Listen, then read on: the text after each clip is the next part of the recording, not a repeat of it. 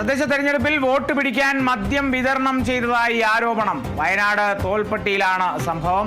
CPIM പ്രവർത്തകർ ഇന്നലെ രാത്രി ഉന്നതിയിൽ മദ്യം വിതരണം ചെയ്യാൻ ശ്രമിച്ചെന്നാണ് കോൺഗ്രസ് ആരോപണം. സംഭവത്തിൽ പോലീസ് എത്തി പിടികൂടിയ CPIM പ്രവർത്തകരെ മറ്റ് പ്രവർത്തകർ ചേർന്ന് മോചിപ്പിച്ചെന്നും പരാതിയുണ്ട്. സ്ഥലത്ത് 7 മണിക്ക് ശേഷം എത്തരുതെന്നായിരുന്നു പോലീസ് നിർദ്ദേശം. എന്നാൽ ഒരു വിഭാഗം CPIM പ്രവർത്തകർ രാത്രി എത്തിയിരുന്നു. ഇവർക്കൊപ്പം സ്ഥാനാർത്ഥിയും ഉണ്ടായിരുന്നു.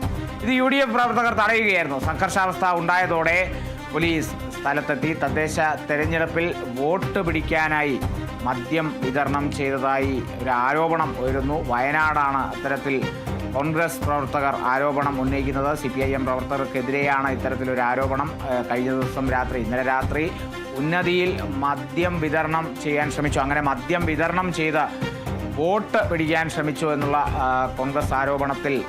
കോൺഗ്രസ് ആരോപണം ശക്തമാവുകയാണ്.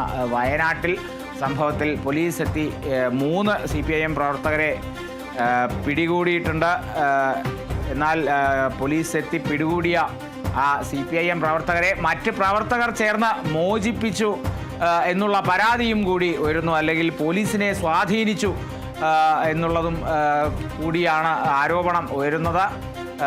പ്രധാനമായും ചില നിർദ്ദേശങ്ങൾ ഈ തെരഞ്ഞെടുപ്പിനെ സംബന്ധിച്ച്, അല്ലെങ്കിൽ തദ്ദേശ തെരഞ്ഞെടുപ്പ് അടുത്തിരിക്കുന്ന വയനാട്ടിലൊക്കെ നാളെ വോട്ടെടുപ്പ് നടക്കാനിരിക്കുകയാണ്. അപ്പോൾ സ്ഥലത്ത് 7 മണിക്ക് ശേഷം എത്തരുതെന്നുള്ള പോലീസ് നിർദ്ദേശമുണ്ടായിരുന്നു. എന്നാൽ ഒരു വിഭാഗം CPIM പ്രവർത്തകർ രാത്രി അവിടെ എത്തി സ്ഥാനാർത്ഥിക്കൊപ്പം CPIM പ്രവർത്തകർ ആ ഭാഗത്തേക്ക് എത്തി എന്നാണ് പറയുന്നത്.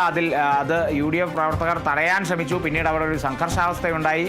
പോലീസ് സ്ഥലത്തെത്തി ഇതിനു വേണ്ടിയുള്ള 3 CPIM പ്രവർത്തകരെ അറസ്റ്റ് ചെയ്യാൻ ശ്രമിച്ചു. അല്ലെങ്കിൽ 3 CPIM പ്രവർത്തകർ പോലീസ് എത്തി പിടികൂടി 3 CPIM പ്രവർത്തകരെ. എന്നാൽ മറ്റ് CPIM പ്രവർത്തകർ ചേർന്ന് ഇവരെ മോചിപ്പിച്ചു എന്നുള്ളതൊക്കെയാണ് കോൺഗ്രസ് ഉന്നയിക്കുന്ന ആരോപണം, പരാതി.